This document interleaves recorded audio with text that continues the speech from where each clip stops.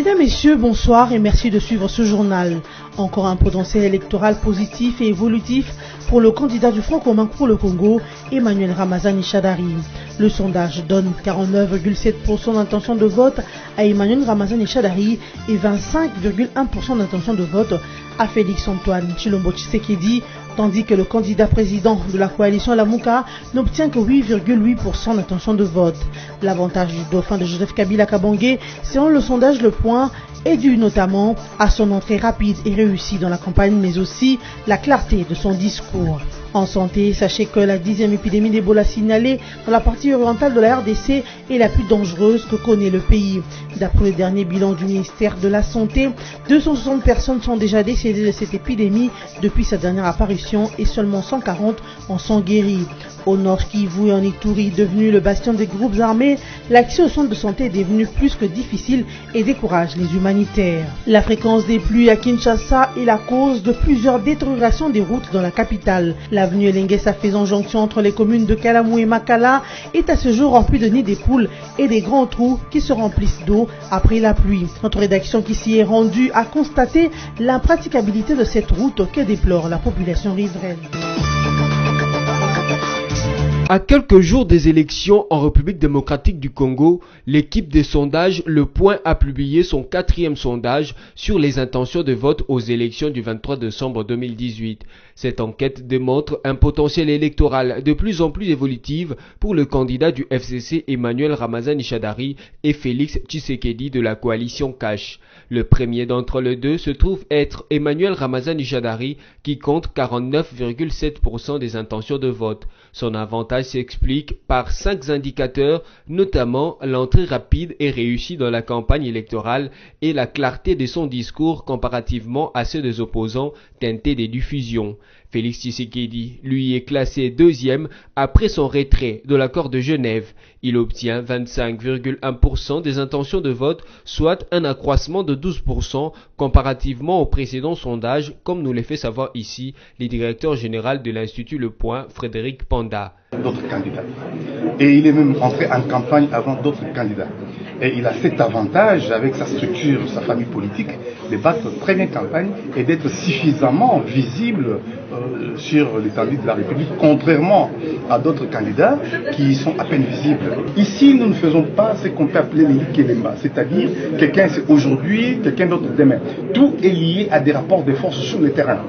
Nous avons par exemple l'exemple de Félix Tshisekedi qui avait chuté à 13% et qui aujourd'hui a boosté jusqu'à 27%. C'est déjà beaucoup. Le retard pour débuter la campagne ainsi que les déficits financiers ont sans doute été les obstacles pour Félix Tshisekedi, selon le professeur Bissa Michel. Par rapport aux intentions de vote, suivi du candidat Félix Tshisekedi et en 3e position, le candidat Martin Fayoulou qui, on se rend bien compte, a un discours ambigu et qui a réussi à démobiliser malheureusement l'électorat qui, lors des précédents projets de recherche, avait tout de même un certain avantage. Quant à Martin Fayoulou, un autre candidat à la présidentielle du 23 décembre prochain en République démocratique du Congo, il n'a que 8,8% des intentions de vote. Au regard de ce résultat, à quelques semaines des joutes électorales, nous pouvons dire que la présidentielle va se jouer entre Emmanuel Ramazani Shadari et Félix Tshisekedi, d'autant plus que le reste des candidats ne se sont contentés que de 1,13% des intentions de vote. Une concertation en urgence entre la Commission électorale nationale indépendante et les candidats présidents de la République est en gestation. Dans un accusé de réception de la lettre écrite par les candidats représentés par Théodore Ngoy Ilunga et envoyée à la centrale électorale, le président de la CENI, Corneille Nangaa, a bel et bien répondu à la correspondance. Il a indiqué que son institution adhère à l'idée d'une ultime réunion technique sur les questions pour lesquelles elle avait déjà organisé des réunions précédentes. Cela dans l'espoir que les mobiles politiciens qui ont fait rater l'atterrissage à la dernière réunion ad hoc ne prévaudront plus au détriment de la réalité technique qui, seule, justifie la raison de la convocation de la dite ultime réunion. Par ailleurs, la CENI a indiqué qu'elle examinerait la faisabilité de cette réunion en tenant compte du fait qu'elle se trouve en pleine opération contraignante du déploiement des matériels et de la formation du personnel opérationnel, sachant qu'il ne reste que 18 jours qui séparent de la date fixée pour la tenue des scrutins. 2 semaines seulement nous séparent de la clôture de la campagne électorale pour les scrutins du 23 décembre 2018 en RDC. Pour ce qui est de la course pour la présidentielle, elle fait compatir 21 candidats, mais 4 seulement d'entre eux se sont déjà lancés dans la séduction des électeurs. Le premier à s'engager dans la campagne, c'est les candidats du Front commun pour le Congo, Emmanuel Ramazani Shadari, qui a entamé depuis mardi 4 décembre la deuxième phase de sa tournée électorale après l'avoir lancée dans le Grand Katanga. Il s'est donc rendu pour cette nouvelle étape dans les provinces de la grande province de l'Équateur. Guémena, Lissala, Bumba et Mbandaka sont retenus pour accueillir le dauphin de Joseph Kabila Kabange qui est engagé à poursuivre l'émergence commencée par les successeurs de Mouzé Laurent Désiré Kabila. Félix Tshisekedi, candidat à la coalition Cash, s'est lui lancé dans la campagne le mardi 4 décembre. À côté de son allié Vital Kamerhe, il a effectué sa première descente à Goma dans la province du Nord Kivu. Ici, il a promis de rétablir l'électricité dans la région de Béni et dans toute cette province dans les soucis de lutter contre l'insécurité. Martin Fayoulou a débuté sa campagne à Béni ce mercredi 5 décembre, mais les flous règnent toujours sur ses candidats de la coalition Lamouka. Il dit non à la machine à voter et pourtant c'est l'unique moyen de vote qui sera utilisé le 23 décembre. Ses électeurs s'interroge sur le miracle à opérer pour élire Martin Fayoulou dans cette perspective.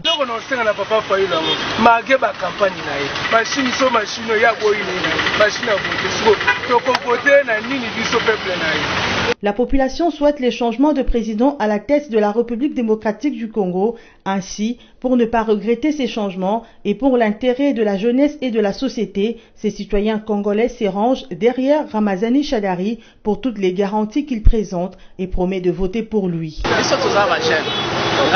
Personnellement, je pense positivement.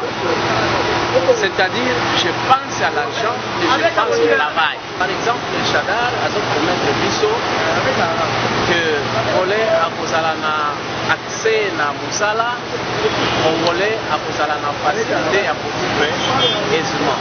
Je vais voter pour le numéro 13. Il faut noter que beaucoup de candidats se sont désistés pour soutenir les autres, tels sont le cas de Kinke Moulumba et Vital Kamerhe qui se sont retirés pour Félix Tshisekedi, de Freddy Matungulu et Mabaya pour Martin Fayoulou. D'autres n'ont pas encore montré leur position. Il y a lieu de signaler également que les scrutins de 2018 a récolté plus de candidats présidents et députés que ceux de 2006 et 2011. Mais ces scrutins connaissent une campagne électorale plus timide que celle de précédentes élections. Les raisons, seuls les candidats le maîtrisent. Le cobalt, le germanium, le colombo-tantalite sont officiellement déclarés substances minérales stratégiques en RDC. Cette notification a été livrée au public via un arrêté signé par le Premier ministre Bruno Tshibala et le ministre de Mines Martin Kabweloulou le 24 novembre. Il s'agit d'une décision des autorités congolaises qui entre dans le cadre des enjeux stratégiques, économiques, sociopolitiques et environnementaux afin de cesser la mauvaise exploitation de mines en RDC. Car le minerai dit stratégique risque de s'épuiser et de nourrir des conflits dans la région comme c'est le cas à l'est de la RDC. Sachant que les ressources minières des Congolais sont une source de prospérité, le gouvernement congolais, l'exécutif national s'est engagé à assurer leur protection pour une forte mobilisation de recettes et aussi pour le développement durable du pays. Par ailleurs, les conditions d'accès, de recherche, d'exploitation et de commercialisation de ces ressources seront fixées par une réglementation particulière prise par arrêté de ministre en charge de mines et de finances. 11 casques bleus sud-africains ont été reconnus coupables d'agression d'un mineur congolais en janvier dernier dans la province du Kasaï oriental où il venait d'être affecté, a annoncé l'état-major sud-africain le lundi 3 décembre 2018. Ces casques bleus, faisant partie de la brigade d'intervention de l'ONU, avaient agressé la victime qui soupçonnait de leur avoir volé des seaux. Les faits s'étaient déroulés dans la capitale provinciale Mbuji-Mayi. 3 casquets bleus sud-africains avaient attrapé les mineurs soupçonnés d'avoir volé des bassins et des seaux en plastique appartenant à des soldats sud-africains. Le jeune Congolais avait été amené ensuite à l'intérieur de la base militaire où il a été agressé pour en sortir avec une légère blessure. L'affaire a été immédiatement signalée aux autorités pour une enquête approfondie. Le chef d'état-major de la Force nationale de défense sud-africaine, le général Soli Choqué, s'est réjoui de ces procès rapides et de la condamnation de ceux qui ont sali la réputation des soldats de la paix de la SNDF en RDC, souligne l'état-major général sud-africain dans un communiqué. La justice militaire sud-africaine entend prononcer ultérieurement une peine contre ces soldats. À la suite d'un procès, 11 de ces accusés ont été déclarés coupables, les 5 autres restants ont été acquittés. En vertu de la réglementation onusienne, il revient aux pays fournisseurs des troupes de poursuivre éventuellement en justice ces ressortissants après une enquête menée conjointement avec les Nations Unies. Apparue depuis 1976 en RDC, l'épidémie d'Ebola continue de ravager les populations. Selon les professionnels de la santé, la RDC est à sa 10e épidémie d'Ebola et c'est la très dangereuse du monde, celle qui est signalée dans la partie orientale du pays. Le ministère de la Santé vient de publier son dernier rapport selon lequel 260 personnes sont décédées de suite de cette maladie et 140 guéries, d'autres cas encore étant sous traitement. Cette 10e épidémie d'Ebola est précisément signalée dans les provinces du Nord Kivu et de l'Ituri, dans la région orientale du pays, devenue le berceau d'une insécurité sans nom.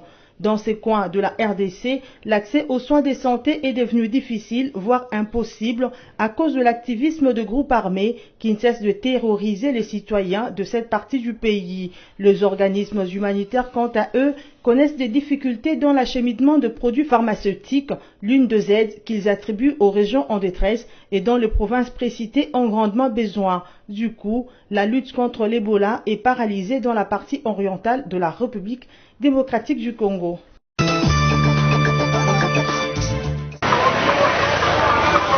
L'adage « après la pluie, c'est le beau temps » a perdu tout son sens chez les Kinois. La fréquence de pluie est aussi la cause de nombreux délabrements de routes dans la ville de Kinshasa. L'avenue Elengissa, une artère très fréquentée, se trouve dans un état de détérioration avancée suite aux pluies diluviennes. Cette route qui fait jonction entre les communes de Kalamou, Makala et l'avenue Kassavubu est aujourd'hui parsemée de trous béants qui se remplissent d'eau en cas de pluie. La circulation dans cette contrée devient pénible. Les usagers de la route Elengissa déplorent l'état piteux de cette artère et sollicitent l'intervention des autorités de tutelle pour sa réhabilitation.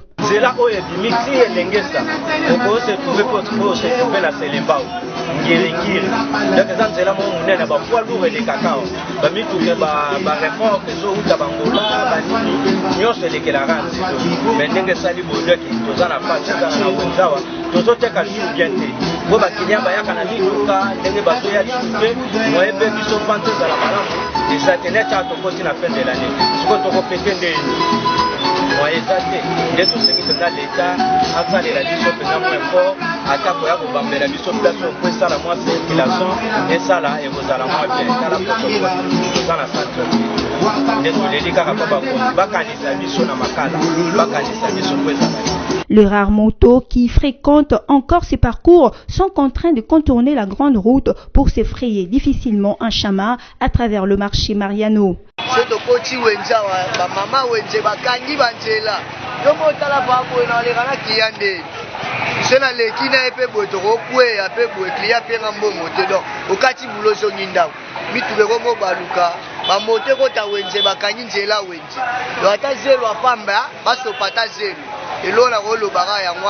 Notons que le problème de la voirie urbaine se pose avec ampleur depuis de longues années à Kinshasa. À ce sujet, il est important d'instaurer une politique de gestion efficace des catastrophes telles que les averses qui déversent de grandes quantités d'eau qui envahissent les grands acteurs de la ville au caniveau bouché ou mal curé.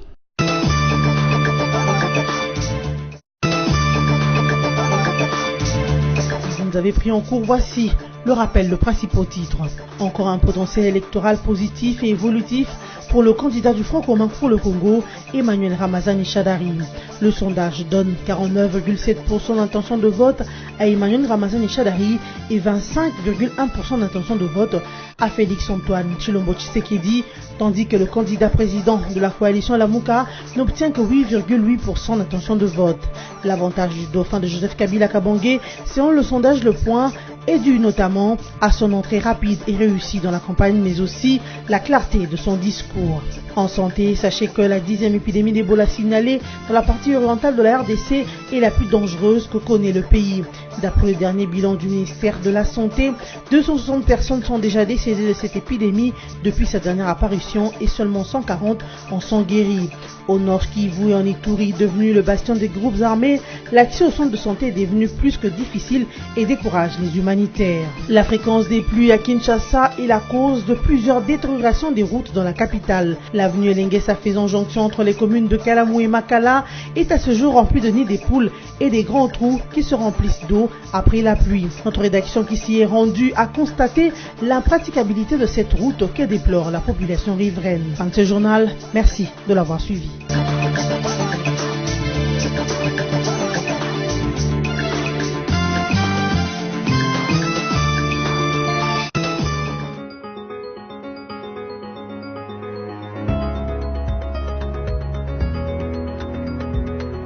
Mesdames, Messieurs, bienvenue à la revue de presse de ce mercredi sur BSC TV.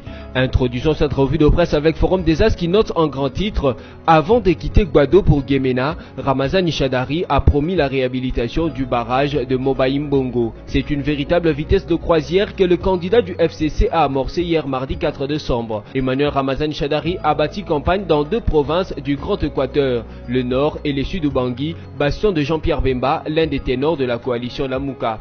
À Gbadolité et Gemena, le numéro 13 a fait une démonstration de force, bravant la fatigue et les foules nombreuses venues l'écouter avec enthousiasme.